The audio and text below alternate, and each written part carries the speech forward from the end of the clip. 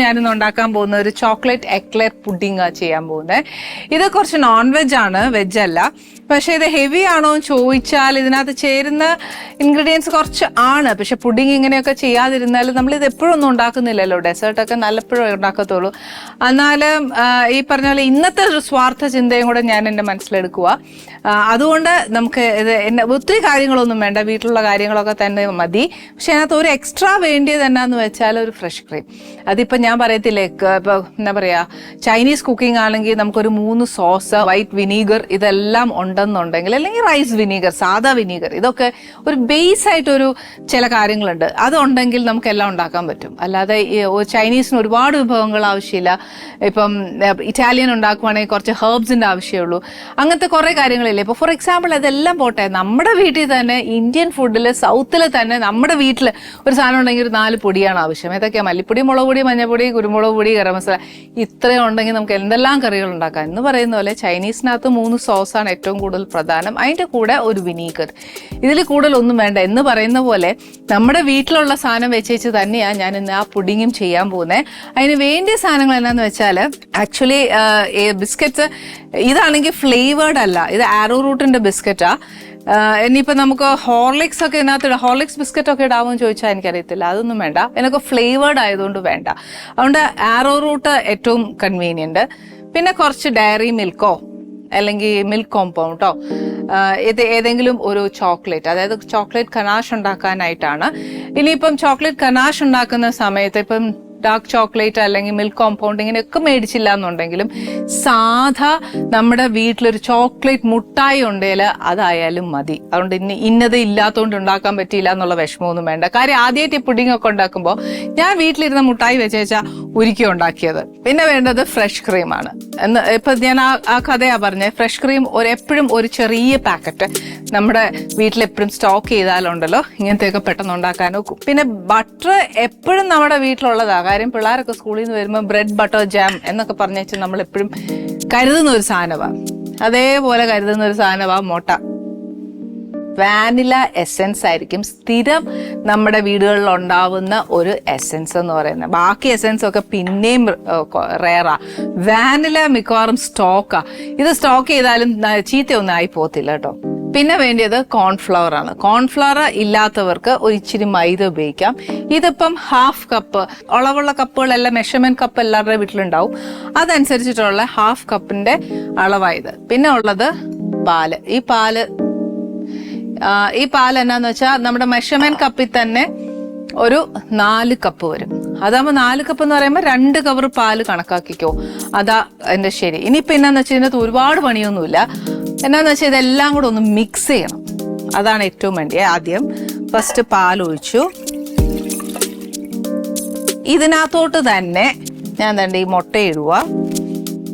ഇതിന് ആക്ച്വലി മുട്ടയുടെ ഉണ്ണി മാത്രമായിട്ട് എടുക്കുകയാണെന്നുണ്ടെങ്കിൽ ഒരു 8 മുട്ടയുടെ ഉണ്ണി മാത്രം വേണം. അതല്ല മുട്ടയുടെ ഉണ്ണി അത്രയും നമ്മൾ എൻ്റെ മുട്ടയുടെ ഉണ്ണി 8 എണ്ണം തിന്നേന്നുള്ള നിർവഹിക്കാനാണെങ്കിൽ വേണ്ട, ഒരു 4 ഫുൾ മുട്ട എടുത്തേച്ചാൽ മതി. ഇപ്പം ഇതിപ്പോൾ 1 ലിറ്ററോളം പാലുള്ളതുകൊണ്ട് ഞാനൊരു 6 മുട്ട, വിത്ത് വൈറ്റ് അല്ല, വൈറ്റും കൂടെ ചേർത്ത് എടുക്കുന്നതുകൊണ്ടാണ് ഇതിന് ഞാൻ 6 എണ്ണം എടുത്ത, അല്ലെങ്കിൽ 8 മുട്ടയുടെ ഉണ്ണി മാത്രം. ഇപ്പോൾ ഫുള്ളായിട്ട് ചേർത്താൽ ചിലർ വൈറ്റ് ഓംലെറ്റ് ഉണ്ടാക്കി കഴിക്കും, അത് വേറെ. ഇപ്പോൾ വെറുതെ വേസ്റ്റ് ആക്കണ്ടല്ലോ എന്ന് വിചാരിച്ചിട്ട് ഞാൻ ഫുൾ എഗ് എടുക്കുന്നതേ ഉള്ളൂ.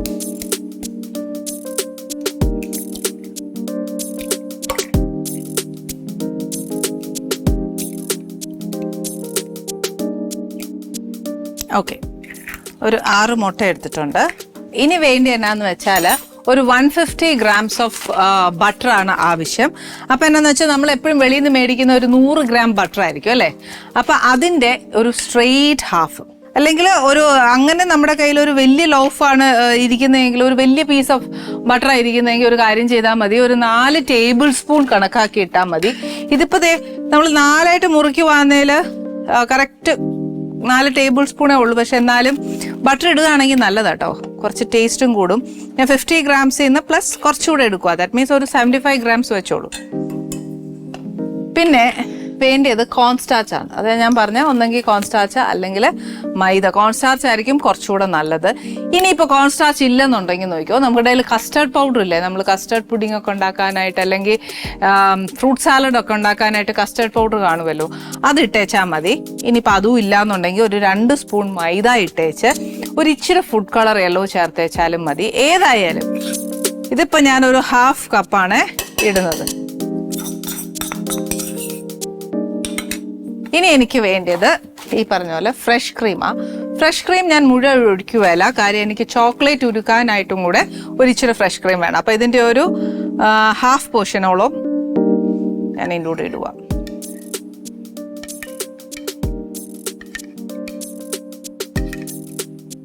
അപ്പൊ ഇനി നമുക്ക് വേണ്ടി കുറച്ച് പഞ്ചസാര. ഈ പഞ്ചസാരയുടെ അളവെന്ന് പറയുന്നത് നമ്മുടെ മധുരം അനുസരിച്ച്. ഇപ്പോഴത്തെ പിള്ളേരൊക്കെ ഭയങ്കര ഷുഗർ കട്ടിങ്ങോ എന്തൊക്കെയോ പറയുന്നുണ്ട്. പക്ഷെ എനിക്കുള്ള നേര് പറയാലോ, വായിക്ക് രുചിയായിട്ട് ഭക്ഷണം വേണം. ഉള്ള നേര് പറയാം. പഞ്ചസാര ആണെങ്കിലും ഉപ്പാണെങ്കിലും എരിവാണെങ്കിലും പുളിയാണെങ്കിലും ഉള്ളത് സ്വാദായിട്ട് കഴിക്കാറുണ്ട്. ഇതിനാവശ്യമുള്ള പഞ്ചസാര നമ്മൾ ഇടുക. ഞാനിപ്പോൾ തന്നെ ഇതൊരു വലിയ തവിയ, ഇതിനൊരു കണക്കാക്കി 1 സ്പൂണ് 1.5 സ്പൂൺ മാക്സിമം.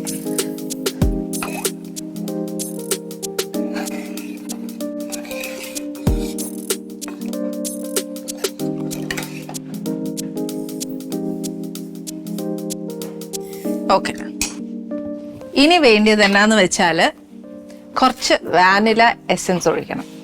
ഇത് പിന്നെ ചേർത്ത് വെച്ചാലും മതി.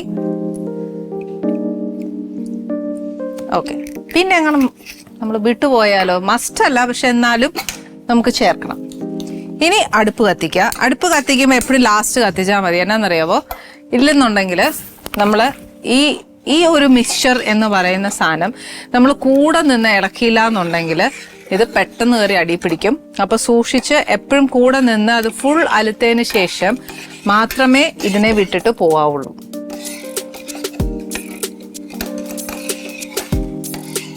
ഇത് കണ്ടോ, ഞാൻ പറഞ്ഞ കൈ വിടാതെ ഇളക്കണമെന്ന് പറഞ്ഞതെന്നു വെച്ചാൽ ഇത് കുറുകി തുടങ്ങുമ്പോഴത്തേക്ക് അങ്ങ് പെട്ടെന്ന് അങ്ങ് കുറുവേ. ഇനി അഥവാ നമ്മളിപ്പോൾ ഈ കുറുകുന്ന സമയത്ത് നമുക്ക് തന്നെ ടെൻഷനായി, ഇതിങ്ങനെ കട്ട പിടിച്ച് പോകുന്നു, ഒത്തിരി ലംസ് വരുന്നുണ്ട് നമുക്ക് ഫീൽ ചെയ്യും. പക്ഷെ അതൊന്നും പേടിക്കണ്ട. നമ്മുടെ ഒരു ഹാൻഡ് ബീറ്റർ ഉണ്ടെന്നുണ്ടെങ്കിൽ അത് നല്ലതായിട്ട് ഉടച്ചെടുത്താൽ മതി. അതല്ലാന്നുണ്ടെങ്കിൽ നമുക്ക് മിക്സിയിൽ വെച്ച് നല്ലതായിട്ട് അടിക്കാം. അതല്ലാന്നുണ്ടെങ്കിൽ നമുക്ക് ഈ പറഞ്ഞ പോലെ ഉടയ്ക്കാനുള്ള എന്താ പറയുക, ഇതേപോലെ നമുക്ക് കയ്യിൽ സാധനം എടുത്തുണ്ടെങ്കിൽ അതായാലും മതി.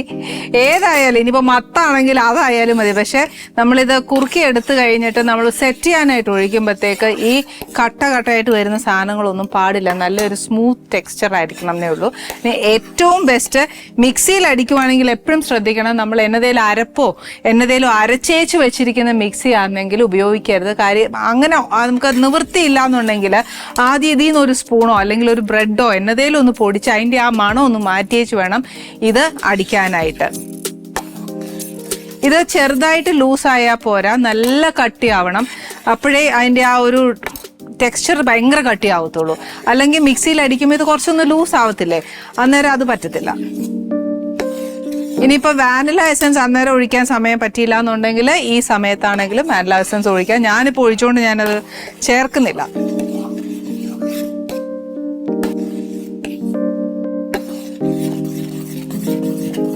തീ നല്ലോണം കുറച്ചോണം.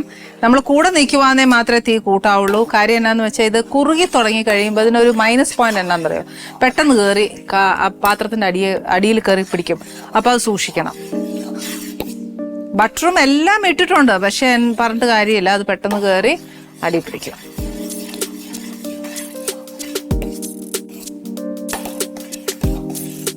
ഓക്കെ, ഇപ്പൊ നമ്മുടെ തന്നെ ഈ ഒരു കസ്റ്റേർഡ് എന്ന് പറയുന്നത് നല്ല കുറുകിയിട്ടുണ്ട്. തണുക്കുമ്പോൾ കുറച്ചുകൂടെ കട്ടിയാവും. ഇത് ഞാനിപ്പോൾ എന്നാ ചെയ്യാൻ പോകുന്നതെന്ന് വെച്ചാൽ മാറ്റി വെച്ച് നെക്സ്റ്റ് ഞാൻ ചെയ്യാൻ പോകുന്നത് നമ്മുടെ ചോക്ലേറ്റ് ഒന്ന് ഉരുക്കണം. ചോക്ലേറ്റ് ഉരുക്കുന്നത് ശരിക്കും നമുക്ക് ഈ പറഞ്ഞ പോലെ ഡയറി മിൽക്കോ ഏതാ നമ്മുടെ 5 സ്റ്റാറോ നമുക്ക് ഇഷ്ടമുള്ളൊരു ഫ്ലേവർ ഏതാന്ന് വെച്ചാൽ ചെയ്യാം. ഇതിപ്പോൾ ഞാൻ ഡയറി മിൽക്കാണ് മേടിച്ച് വെച്ചിരിക്കുന്നത്. അത് ഞാൻ ഈ ബാക്കി വന്ന ക്രീം വെച്ചിട്ട് ഒന്ന് ഉരുക്കിയെടുക്കാൻ പോവാണേ.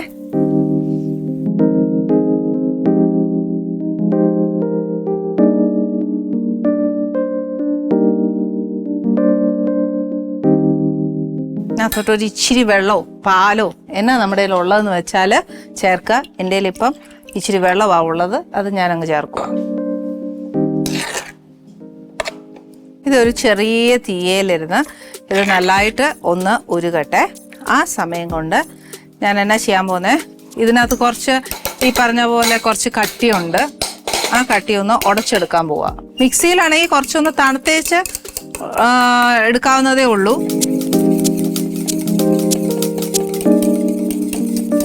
ആക്ച്വലി നമ്മൾ ഇങ്ങനെ ഒരു ബീറ്റർ പോലത്തെ ഒരെണ്ണം മേടിച്ച് വെക്കുകയാണെങ്കിൽ ശരിക്കും പറഞ്ഞാൽ ഈ കട്ട കിട്ടുന്നതൊക്കെ ഉടച്ചെടുക്കാൻ ഏറ്റവും നല്ല സാധനമാണ്. കണ്ടോ, ഇതിന്റെ ടെക്സ്ചർ മാറി. നേരത്തെ കുറച്ച് കട്ട കെട്ടി കിടക്കുമല്ലായിരുന്നു, അന്നേരം ഇതെല്ലാം മാറിയിട്ടുണ്ട്. ഒട്ടും കട്ട പാടില്ലേ. കട്ട ഇങ്ങനെ നമ്മൾ കഴിക്കുമ്പോൾ അത് കടിച്ചാൽ കൊള്ളുകയല്ലേ. ഓക്കെ, ഇനി എന്നാ ചെയ്യുന്നതെന്ന് വെച്ചാൽ ഞാൻ ആ ബിസ്ക്കറ്റ് ഒന്ന് നമ്മുടെ ഏത് പാത്രത്തിലാണ് നമ്മൾ ചെയ്യുന്നതെന്ന് വെച്ചാൽ അതിലേക്ക് ലെയർ ചെയ്യാം. നട്ട്സ് വേണമെങ്കിൽ ഇടാം, ഏത് വേണമെങ്കിലും.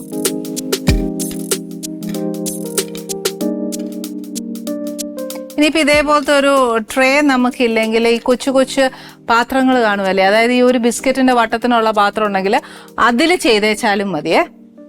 ഫസ്റ്റ് ഒരു ലെയർ ഞാൻ ബിസ്ക്കറ്റ് ഇട്ടു.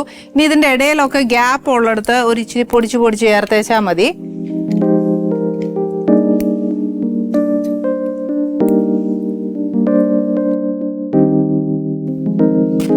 നമുക്ക് ഓരോന്നായിട്ട് ലെയർ ചെയ്യാം. ഫസ്റ്റ് ഒരു ബാച്ച് ബിസ്ക്കറ്റ് ഇട്ടിട്ടുണ്ട്. അതിനകത്തോട്ട് ഇച്ചിരി ചൂടായിട്ട് ഒഴിക്കുമ്പോൾ ഉണ്ടല്ലോ ആ ബിസ്ക്കറ്റ് ഒന്ന് ഇച്ചിരി കുതിരാനായിട്ട് സഹായിക്കും.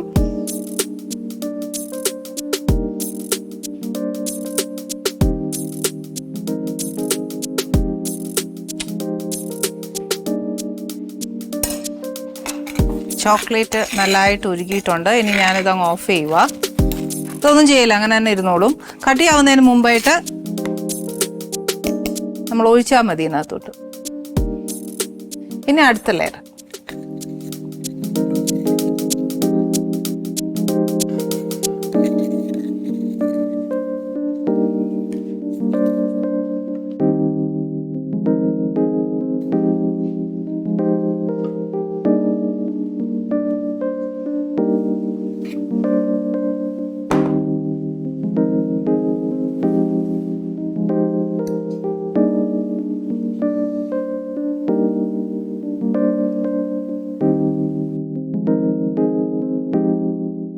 ഓക്കെ, നമ്മുടെ കസ്റ്റേർഡ് കംപ്ലീറ്റ് ഞാൻ ഇതിനകത്തോട്ട് ഇട്ടിട്ടുണ്ട്. ഇനിയിപ്പോൾ ഇത്രയും ബിസ്ക്കറ്റ് പോരാ, ഇച്ചിരി ബിസ്ക്കറ്റ്, ഒരു ലെയർ ബിസ്ക്കറ്റും കൂടെ നമുക്ക് ലെയർ ചെയ്യാനുണ്ട്. സാധാരണഗതിയിൽ ബിസ്ക്കറ്റ് ഒക്കെ ഫ്രിഡ്ജിൽ വെക്കുന്നത് ഞാൻ ആദ്യമായിട്ടായിരിക്കും, എല്ലാവരും ആദ്യമായിട്ടായിരിക്കും അല്ലേ, പക്ഷെ ഞാൻ ആദ്യമായിട്ടല്ല, സ്ഥിരമാണ്.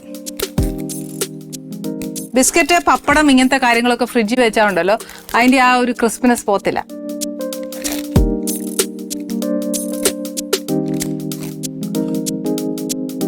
ഇനി ഇതിന്റെ മേലിലോട്ട് നമ്മൾ ഈ ചോക്ലേറ്റ് അങ്ങ് ഒഴിക്കാം.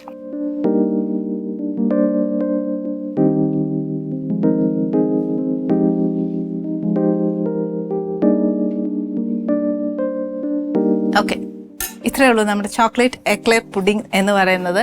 എക്ലെയർ കേക്ക് ആയാലും എക്ലെയർ പുഡിംഗ് ആയാലും ഇത്രയേ ഉള്ളൂ. ഇത് നല്ലോണം എന്താ പറയുക, അറ്റ്ലീസ്റ്റ് 24 hours to 12 hours അത്രയെങ്കിലും നമ്മളിത് ഫ്രീസ് ആക്കിയില്ല എന്നുണ്ടെങ്കിൽ നമുക്ക് കട്ട് ചെയ്തെടുക്കാൻ ഒക്കത്തില്ല. Let's cook with love.